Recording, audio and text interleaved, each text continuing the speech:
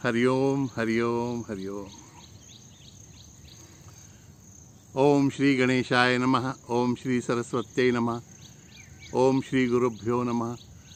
ओम समस्त जन कल्याणे निरतं करुणामयं नमामि चिन्मयं देवं सद्गुरुं ब्रह्म विद्वरम। सद्गुरुं ब्रह्म विद्वरम। मित्रों, आज से हम एक नए विषय पर चिंतन शुरू कर रहे हैं। अवधूत के 24 गुरु। ये अवधूत यथार्थ में भगवान दत्तात्रेय ही हैं, इसलिए कई जगह भगवान दत्तात्रेय के 24 गुरु ऐसा भी कहा जाता है। लेकिन भगवान दत्तात्रेय तो वो शिक्षावतारी हैं, उनको क्या जरूरत है गुरु करने की, इसलिए अवधूत के 24 गुरु हम कहेंगे। वो तो उपदेश देने के लिए उन्होंने वो सब लीला की थी। यह जो विषय हम चिंतन के लिए ले रहे हैं वह श्रीमद् भागवत में एकादश स्कंद में आया हुआ है। अवधूत उपाख्यान, अवधूत उपाख्यान के नाम से। और दत्तावतार पूज्य वासुदेवानंद सरस्वती जी टेम्बे स्वामी महाराज ने एक ग्रंथ लिखा है दत्त महात्म्य। उसके भी 46वें अध्याय से उन्होंने इस पर चर्चा, विवरण, विश्लेषण किया हुआ है। और हमारे अपने स्वामी पुरुषोत्तमानंद जी, जिन्हें हम दत्तावतारी मानते हैं, उन्होंने भी इस पर चर्चा, चिंतन किया।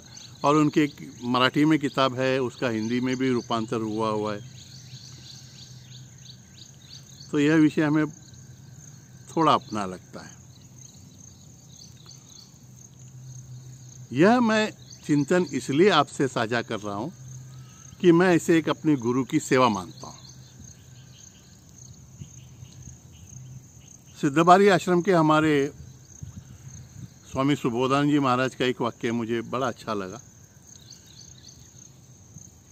उनसे कभी सुना था कि गंगा जी हमारे घाट पर जब आती हैं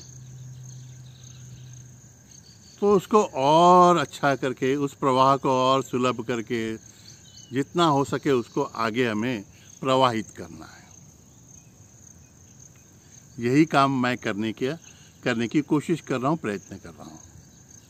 गुरुजनों से जो कुछ भी प्राप्त हुआ है उस ज्ञान गंगा को आप तक पहुँचाने का एक बहुत ही प्रामाणिक प्रयत्न मैं कर रहा हूँ। और इसमें आप मुझे सहायता कर रहे हैं, आप यह करने का अवसर दे रहे हैं, इसलिए मैं आपका सचमुच तहे दिल से, एकदम हृदय से आभारी हूँ।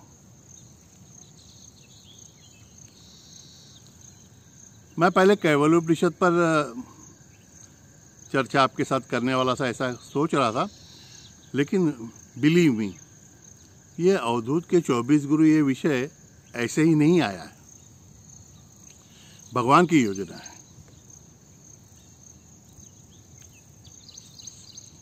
भागवत में इसका संदर्भ ऐसे दिया गया है कि जब भगवान श्री कृष्ण अवतार कार्य समाप्त करके स्वधाम को जाने की योजना कर रहे थे, उस समय उद्धव जी उनके सामने पास आए, उनसे प्रार्थना करने लगे कि भगवान आप चले जाएंगे तो हम सबका क्या होगा यहाँ पर। तो भगवान श्री कृष्ण ने उनको उपदेश दिया। जो सब बातें मैंने आपसे वेदांत के स्तर पर की थी ना, वैसा ही कुछ उपदेश उद्धव जी को किया। तब जैसे आप में से किसी ने कुछ कमेंट कहीं पे की थी कि विषयों से पूर्णतया विरक्त होना बड़ा कठिन लगता है, वैसा ही कुछ उद्धव जी ने भगवान श्री कृष्ण से कहा, प्रभु ये संन्यास और त्याग की बातें सब ठीक हैं, लेकिन हमारे लिए ये बड़ी कठिन लगती।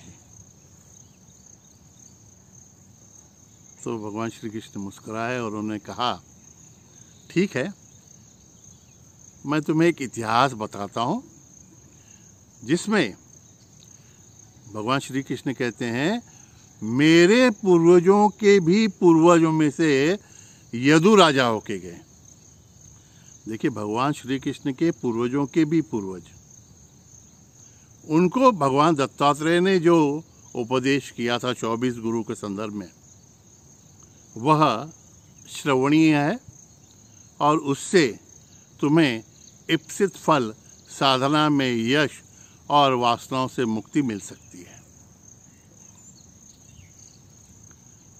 भगवान श्री कृष्ण ये उद्धव जी से कह रहे हैं, और भगवान श्री कृष्ण उद्धव जी से कह रहे हैं ऐसा शुक्राचार्य जी परीक्षित से कह रहे हैं, और उनका ये संवाद जो चल रहा है वो सूत जी ऋषियों को बता रहे हैं। देखिए कितनी बड़ी परंपरा है।